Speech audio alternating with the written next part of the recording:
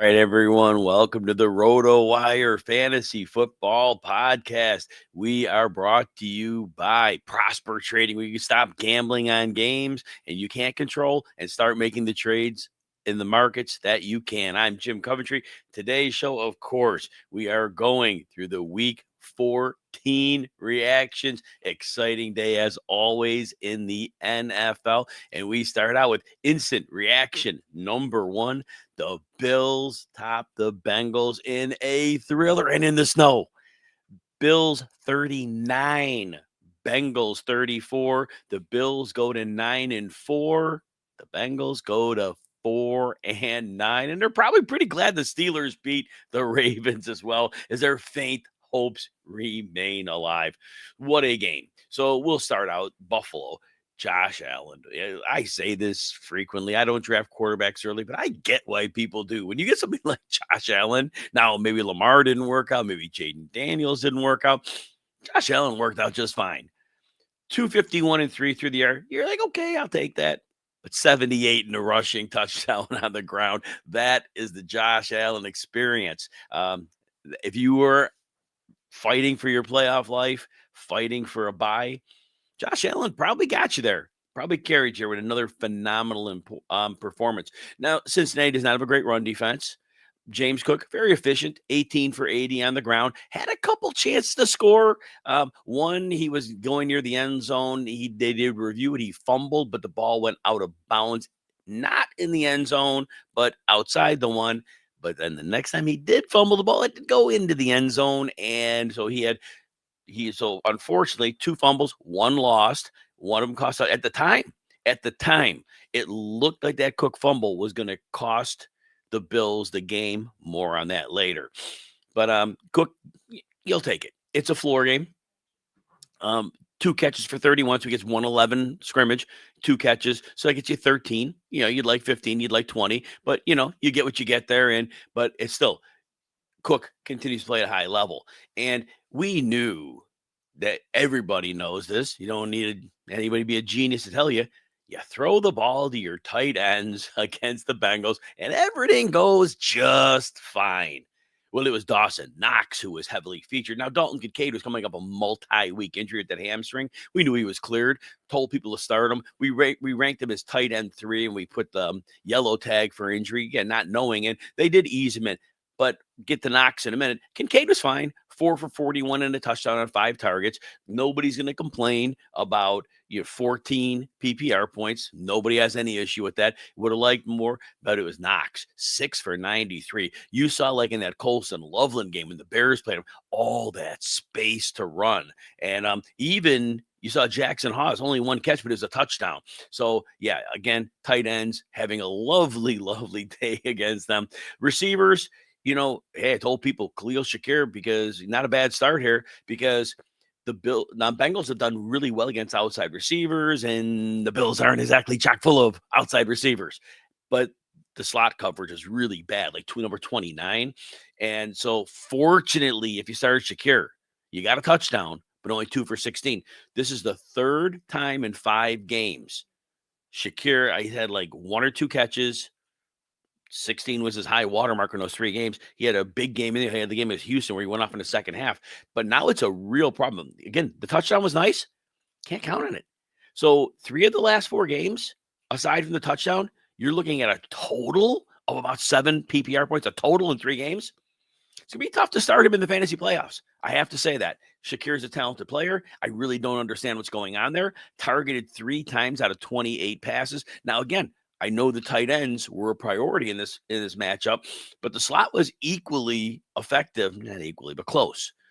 So I didn't get it. But again, if you invested in your Bills players, for the most part, they got you covered. The other receivers, you're not starting them anyway. Gabe Davis was the leading wide receiver, 2 catches, 21 yards. The Cincinnati side. Cincinnati was somewhat in control of this game. It looked like they were just grinding out a victory, staying ahead. And then, fourth quarter, Joe Burrow goes through a screen pass, and great play by Christian Benford. I Don't know if it was a corner blitz. Again, watching all these games, 7, 8 games at a time. Don't know if it was a corner blitz, but he came in and he just jumped up and he picked the pass up and he ran it in for a long touchdown. So just a great play. 63 yards for Christian Benford. Amazing play. And so, but now it's still a point where, they're trailing. They're definitely trailing here. And the Bengals have a chance, though, to come back and pick it back up. Nope. Almost immediately after. A couple plays, maybe. Throws a pick to A.J. Epinesa, the defensive end, edge rusher. Wow. So Cincinnati then gets a late touchdown to make it close. Went for 2 and didn't get it, which hurt the people that bet this one. If you were taking a 3.5, that 2-point conversion would have cashed you. Didn't, and that's where you stand. Of course, we love the over on this one. 73 points scored. Wow. Big score.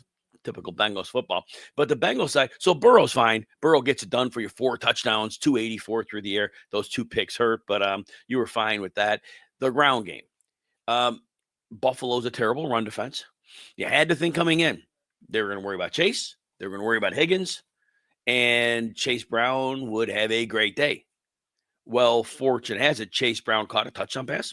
He ran in a touchdown because he didn't do much else. 12 for 23 on the ground. 3 catches for 12 yards. Almost had a third touchdown. I had stripped loose by a defender. Incomplete pass. Could have had a third touchdown. But so Chase Brown, first time in 7 games, he doesn't get 100 scrimmages, and he doesn't come close against Buffalo. That was stunning. But for fantasy, Chase Brown continues to get it done. Yes, Samaje Perine is a big part of that backfield, and that's not changing. Samaje Perine, he's been seeing 40 to 47% of the snaps when he's healthy. The carries went 12 for Brown, 6 for Perine, but Perine had 1 target. But Perine's on the field a lot, and they like him, and they don't want to overwork Chase Brown. And so Chase Brown, you're going to have to keep hoping for extreme efficiency. This game was touchdown efficiency. Other games was yardage efficiency. Jamar Chase got some late, but 5 for 44. The Bills did a really nice job. Higgins is the one who beat him. Higgins kept hitting his head, and he had a concussion and he had missed time. And a couple times he grabbed his head. And I know he went to the tent once. I don't know. I hope he's okay, but it was like frozen turf. I mean, it was on snow. It was snowy out there. But Higgins, 6 for 92 and 2 touchdowns. So you love that if you start him. Gesicki was interesting because we saw it last year. You can't count on him week to week because you never know that he's going to have a role. But he's a slot receiver, and they really need a slot receiver. They didn't ever trade him for one. And when Gesicki's there, he is. Obviously, Noah Fant is no longer 2 targets. He's not a part of the picture. Gesicki, 6 targets, catches them all for 86 and a touchdown.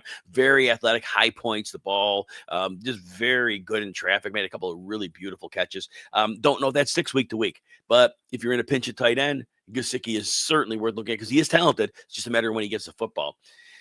All right, everybody. Every weekend, millions bet on sports hoping to beat the odds, but here's the truth. The house always wins. With trading, though, you're not betting, you're building. At Prosper Trading Academy, we give you the tools, the education, and the live guides to actually create an edge. You control your risk, compound your wins, trade alongside real pros every single day. Stop gambling on games you can't control. Start trading the markets you can. Visit prospertrading.com/roto today and take your shot at real financial growth. All right, everybody, we have instant reaction number 2.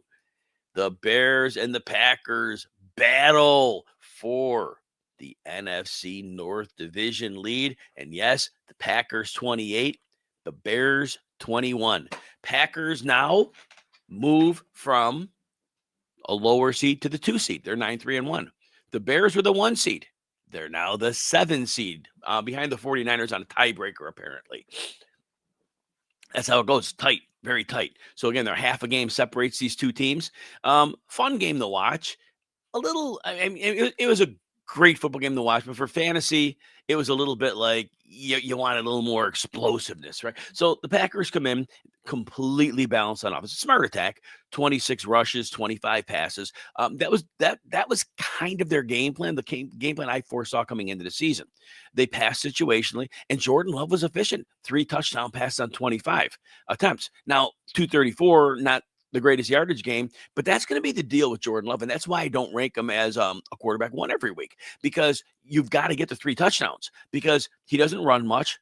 1 carry, lost 1 yard. It was a kneel down. So he's not running. He can, but he doesn't much. And sometimes the pass attempts are low. And if he doesn't get 3 touchdowns, it becomes a really low fantasy performance. So that's just the whole deal. It's nothing to do with talent, nothing to do with efficiency. It has to do with opportunity, and it's not always there. Now, 2 weeks in a row, he has 3 touchdowns, and that's been a beautiful thing. But again, to count on that every week, it's a rough one. And receivers, Christian Watson. Wow. I never saw this coming. We know his career, checkered with injuries. We get all that. Last year, he was mostly healthy until he tore his ACL, week 16, maybe. And it was the usual Christian Watson. You had your share of games with less than 5 PPR points. You had a couple big games. No real, like, crazy games, maybe one. But it was like when he had a good game, it was like 15, 17 PPR points. He's been money. He has at least 45 yards in every game he's played. Now, the catches are normally 4 to 5. That's normally if I had a couple twos in there. But normally it's like 4 or 5 catches. Targeted 4 times, catches them all. 89 yards, 2 touchdowns. The Packers had a really nice look when the Bears played only one safety high, and they got Watson in his space, and the young man could run. And they definitely got him in his space, and he ran for a 41-yard touchdown on that. A great, great, great day. Of course, who scores the second touchdown? Bo Melton. We all had him in our lineups. We all had him as a wide receiver, too. That's the Packers. That's the Packers for you. You never know who's going to score that touchdown. Besides, Christian Watson lately. You never know who else. I was very happy to see Jaden Reed utilized, especially early in his return from the collarbone injury that he had surgery on. So he comes back, 2 carries for 22, but he also catches 4 passes for 31 yards, cut off 4 targets. 53 yards and 4 catches in his return. Now, the whole problem with Reed has been his usage. Green Bay's never really optimized him. But I think they have something here. They got the running game with Jacobs, and they've got the stretching the field element with Christian Watson. And really, Reed's the perfect middle piece. You can use him in so many different ways, but they all compromise that middle of the field, the second level. And it really gives them a lever they're not able to push, especially since they lost Tucker Kraft to that injury. And obviously different players, completely different body styles, but the concept. Kraft would get more out on the edges. Reed, you could use a little bit more versatile, but it serves a functional purpose, and I hope they do get him involved on the path. Josh Jacobs, though, nice functional game, 20 for 86 and a touchdown, caught a couple passes for 6. Those are the types of games he was getting earlier in the year. He's getting you around 16, 17 PPR points, not always getting you those 25s, but you know what? You're not going to get those every week. So Jacobs, for the most part, obviously looks completely through that knee issue. I thought it was interesting.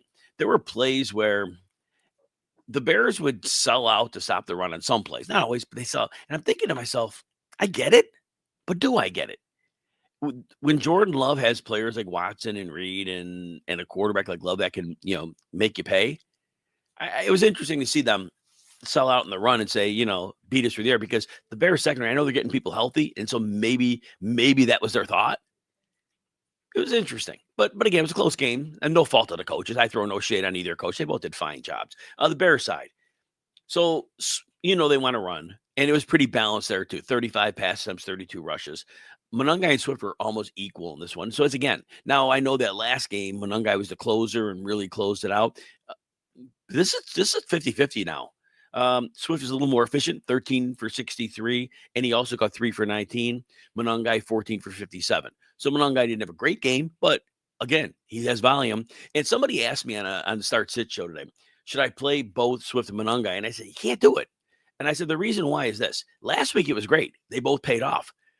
And I told people this last week with Jaylen Warren and Gainwell, not this week, but last week. I said the same thing. And they played Buffalo last week. And I said, if you play them both and the run game goes south, now you got 2 duds in your lineup. And that's what happened against Buffalo last week with Warren and Gainwell. Obviously, today they both did great against Baltimore. But that was the thing. If you would have started both Swift and Monangai, you would have had 2. Swift's game was okay. Swift got you, maybe about 10, 11 PPR points, but Monangai got you 6. So, yeah, it's tough. You have to really see a game where you're going to run the ball down somebody's throat. And in the passing game, no Romo Dunze. The Bears, they passed situationally. They really don't want to pass. You could just tell the way they said they do not want to throw the football. They would prefer to run all day, and they were trailing and they had to throw. So Williams throws 35 passes, but targets are all mishmash over the board. And of course, who sits at the very bottom of the receiving board? DJ Moore, 1 catch, -4 yards, 3 targets. I have no answers. In the last 6 games, he has 2 23s. He has an 11. He's got a goose egg. He's got a 3, and then he's got this. Whatever. I don't know if you lose points for a -4, but you either got a 1 or you got a 0.6. Don't know what to do with him. If you're in a super deep league and you have 3 flexes, then you consider him a flex 3, and you're like, okay, if he hits great. It's tough. Tight ends, they split the work up. Loveland had 5 targets, did well, only 29 yards, but he scored a touchdown real nice, got open there. But Komet, 3 targets, gets 42 yards on that. So it's more that conservative nature of the offense. Zacchaeus, 2 catches, 7 yards, and a touchdown. But you notice they don't really like to set up these big plays to break a defense. Everything is kind of to keep mistakes from happening. I think eventually the Bears will make the playoffs, most likely. I mean, 9-4 would be hard. They won't, but I expect they'll make the playoffs. Not predicting one way or the other on them, but they should make it. And I just think when we get to the playoffs, Green Bay is going to, do what some other teams do. They're going to sell out, stop the Bears run and say, you know what, beat us, Caleb Williams. And he can have a day, but I think that's going to really limit them. It's rough. No Odunze Hurts. Luther Burton leads the whole troops. 6 targets, catches 4 for 67. Nice game. Very good after the catch. Very good. They're learning to use him a little bit better. So yeah, I think next year it'll be a very big part of the offense as he comes in. The Bears may be more fun next year, especially if they're willing to take the training wheels off of the passing attack. It certainly would help. All right, everybody. Dabble isn't just another DFS app. It's the ultimate social platform where you can connect with other fantasy sports lovers. Dabble lets you win big. You can win up to 5,000 times your money this football season. Starting with Dabble is easy. New users get $25 free when signing up. No deposit necessary. Check out the link in the episode description below to download Dabble now. All right, everybody. Instant reaction number 3. Aaron Rodgers keeps the Steelers atop the AFC North. Steelers 27, Ravens 22. Steelers go to 7-6, Ravens go to 6-7. One game continues to separate these two teams. Interesting. You again watching all these games, and it looked like Isaiah Likely had a touchdown. Catches the ball. I saw him. He was running sideways in the end zone. He's 2 yards deep in the end zone. I thought he took 3 steps. So you could say 1 step, 2 step, you're in. 3rd step, it's not a football move because you're in the end zone. You don't need a football move. You're in the end zone. And then the defender reaches through and he strips the ball out. And they go to review and they say no touchdown. I'm not a fan of any team. I love them all the same. It just really looked like that was a touchdown. And I don't understand what a replay booth would have seen. I don't get it. But all that said, that really would have given the Ravens the lead. Probably win at that point. Super late in the game. But all that said. So anyway, we look at this game. Aaron Rodgers did not see this coming. I mean, we've seen him in the last month. It's been brutal. Getting the ball out too quick. The depth of target is too short. And I have to rewatch this game because with the Sunday ticket, it wasn't giving me access to this game. And I wasn't able to access the second half. And so I will know more about how this worked for DK Metcalf. Most of that damage was done early. Metcalf had not had double-digit PPR points in about 5 or 6 games, right around there. And it was like a lot of brutal, like a 3 for 30 last week. It's been some bad performances. He goes 7 for $148 in this one on 12 targets. Gainwell had 7. No other receiver outside of those 2 had more than 3 targets. Teams had been bracketing Metcalf. And again, I have to rewatch it. I'm just looking at numbers right now. This is one of the few games I didn't really see it. I saw most of their games while they were going on. So a 52-yard catch was as long, so I want to see this again. But this is the game we were hoping for Metcalf. And if I had to rank him low. He's been so bad, but he puts up 21.8 PPR in a great game. I want to see how Baltimore dealt with him. I want to see if Pittsburgh had an answer. That's when I rewatch the film tomorrow. But again, I wish I had the answer now, but this is one of the few I don't. So, but Rodgers throws for 284 and a touchdown, and he ran one in. And it was funny because somebody tweeted out, one of the national guys, I guess Rodgers had that discount double check thing when he scored. And he's like, what year was that from? And it was like Rodgers forgot what to do when he got in the end zone because he doesn't really run it in a whole lot. But anyway, Rodgers 284, a passing touchdown, and then he 0 rushing yards because I probably had to kneel down. 2 carries, 0 yards, and a touchdown. So yeah. So all that said, though, one of the better fantasy performers for Rodgers. But unless you're in a super flex league, you weren't considering him, I don't think. The running backs, both Jaylen Warren and Gainwell, could not do anything on the ground. Jaylen Warren 8 for 13, Gainwell 4 for 15, but they both did fine for fantasy. Gainwell, so 4 for 15, but he scores a touchdown. And then as a receiver, if you're playing PPR, Gainwell catches 6 for 27. So you're looking 42 yards, 6 catches, and a touchdown. It's almost 17 PPR points. So Gainwell had another good game. Last week he did against Buffalo. He's been more good than bad.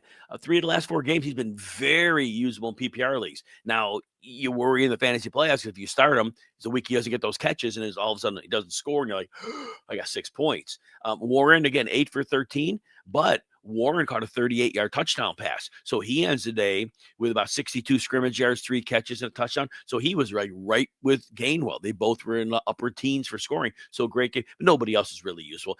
Darnell Washington left this one early with a concussion, so he goes on 1 for 12. But if you needed him, Adam Thielen caught 1 for 4. I was joking about that in the RotoWire office last week. It's like, man, really? They're going to sign Adam Thielen, want to play with a contender? I go, Steelers, I know they're winning the division, but I'm being a wise guy. They're a contender? Really? I don't think so, but maybe it's just me. All right, so yeah, just congrats to the Steelers. Big win. Continue to lead the division. Mike Tomlin's going to probably have his over 500 record again. The season not going away. But the Baltimore side, Lamar was having another meh game, but they were trailing big, and it worked out. It worked out because they really had the desperation, the divisional matchup. Baltimore scored 13 points in the second half, and Lamar goes 19 to 35. So only completes a little more than half his passes, 219 and a touchdown and a pick, but he did run a little bit in this game. He had some openings, took advantage, ran for 43 and a touchdown. So if you had to start Lamar, he got by for you. It wasn't a bad game, like 22, 23 fantasy points. Again, it's not the 25 threshold you like from somebody like Jackson that you drafted him for, but it's not the last 4 games when I don't know if he had more than 15 in any game, maybe a 16 in there. It was bad. So I don't know if this is fixed for Jackson. I don't think it's fixed, but it was better than it was. So you take it for now. Derrick Henry, again, continues to do well for fantasy. Didn't find the end zone, so that hurt. 25 for 94, a little less than 4 yards a carry.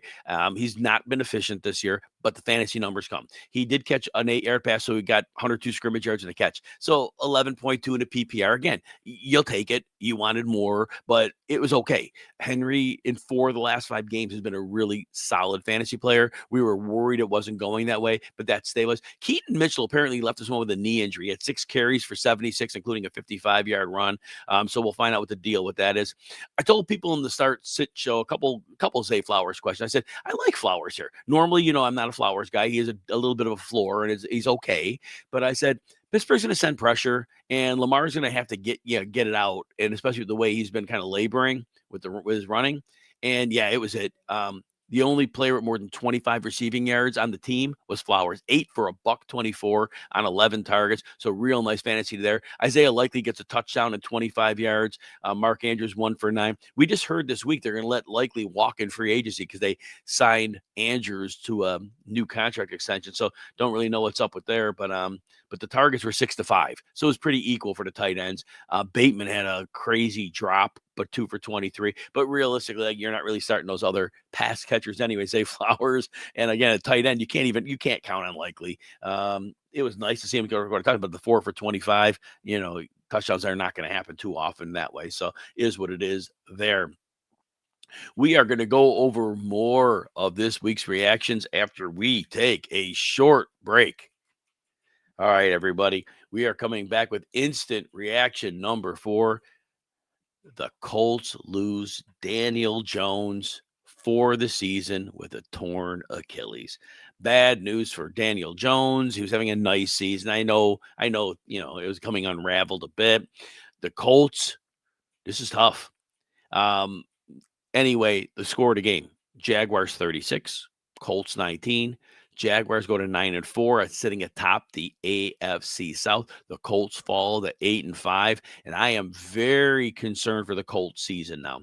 Now, we'll start with Jacksonville side. So we expected heavy rain in this game. It really didn't come until the second quarter, like midway through the second quarter. So that's when it really became an issue. It wasn't as heavy. And again, watching all these games and screen sizes, it didn't look as torrential in the second half, but it still was raining. But realistically, first of all, the Jaguars got out to a fast start. That was huge for them. And then the Daniel Jones injury. And at that point, they were going to be in trouble. So that's a Trevor Lawrence 17-30. So again, a little better than 50% passing, 244 and 2 touchdowns. So nice game for him. And look, some of the completions, you can blame some of it on the weather. Jacoby Myers, I think, had a drop in this one, and that was definitely because he doesn't drop passes really. Yeah, everybody does drop, but he really doesn't. And I think that was like a wet ball thing. So yeah, not too much shade on Lawrence. It was a good game. Rushes 4 for 16, so he was solid enough. In terms of the receivers, Brian Thomas had his best game in a little while, but it was 3 for 87. So if you started him, it was like, okay, you got 11.7, 6 targets. He did have a 39-yard catch, so it was good. It was better than what we had, but again, just a lost season for Brian Thomas. Don't know what the story's going to be for him in the offseason, but it's a bit concerning. Jacoby Myers goes 4 for 39 and a touchdown, leads the team with 10 targets. Nobody else had 6. Like I said, I know there was one drop due to, I blame it on the rain. Maybe I'm wrong, but I thought it was. And Myers continues to be like the guy in this offense. Travis Etienne, not a real efficient day on the ground, 20 for 74. But he scores 2 touchdowns. So you got another great fantasy day there. The volume has been great. And eventually the big plays will hit. He had a 28-yard run in this game. Indy played the run pretty well in this one. And with the rain, that allowed them to focus on a little bit more. So I think better days are on the ground are to come for Etienne. The 2 touchdowns, you're not going to get that a lot. Now, Bashal Tutin, he only has 2 carries. Now, his second carry, he fumbled and they lost the ball. He was done. Now, maybe next week he goes back to a role and sometimes he gets red zone work. So he is a little bit of a thorn on the side of Etienne, and there's that. On the Indy side, I'm just going to say this. Riley Leonard's numbers looked okay. 18-29, 145 and a pick. They looked okay. And he rushed for a touchdown. They looked okay. Obviously, the defense didn't game plan for him. The game was already kind of out of hand. I don't think the defense was overly aggressive when he was in. So I think it was a lot of easy stuff, and the Jaguars were not worried at that point.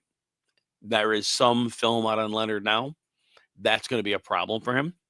I think he's a running quarterback. I don't think he's somebody who's going to put the team on his shoulders. And Jonathan Taylor, again, 21 for 74. That's like 4 out of 5 games he hasn't gotten to 100 yards.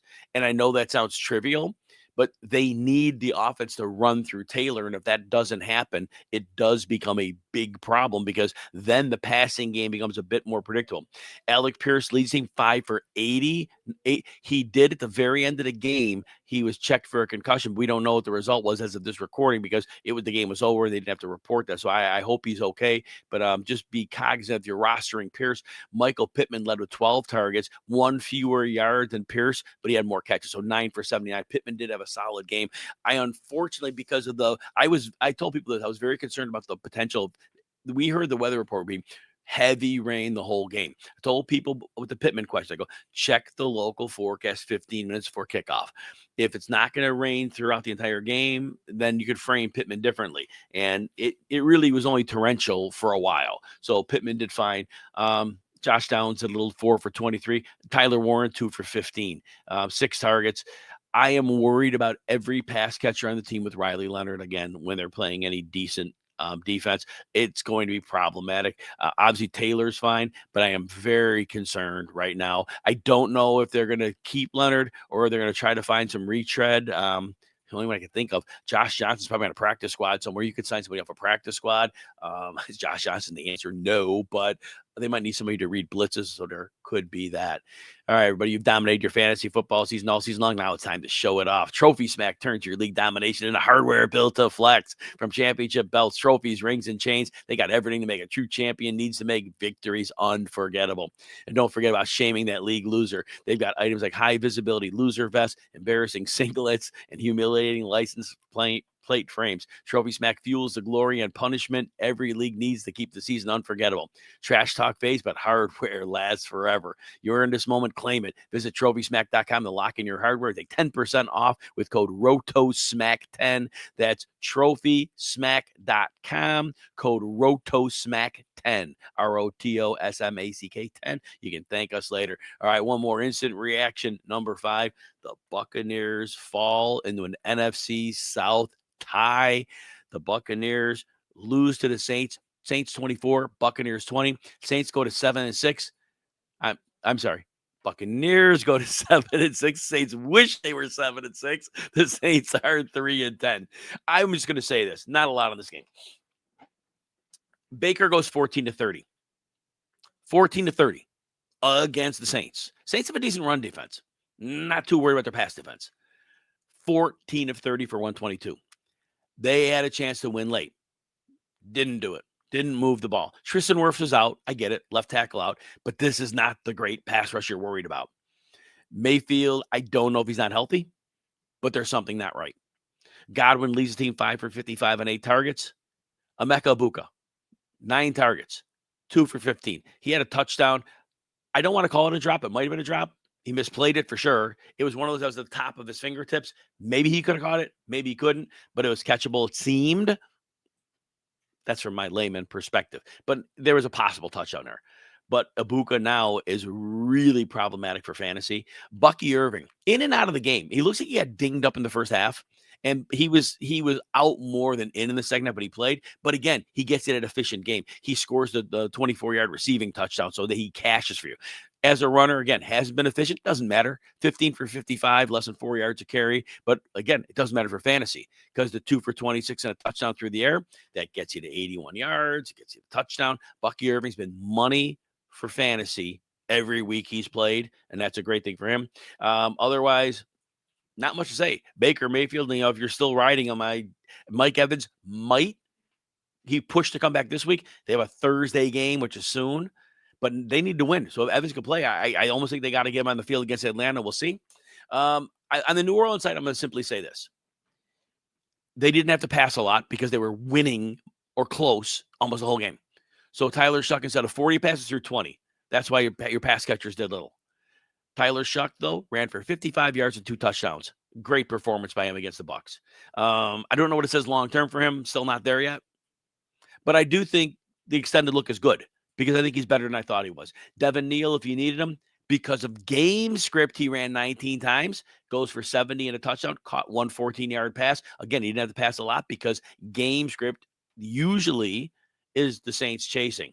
But as long as Kamara remains out, Neal does remain a nice volume-based play.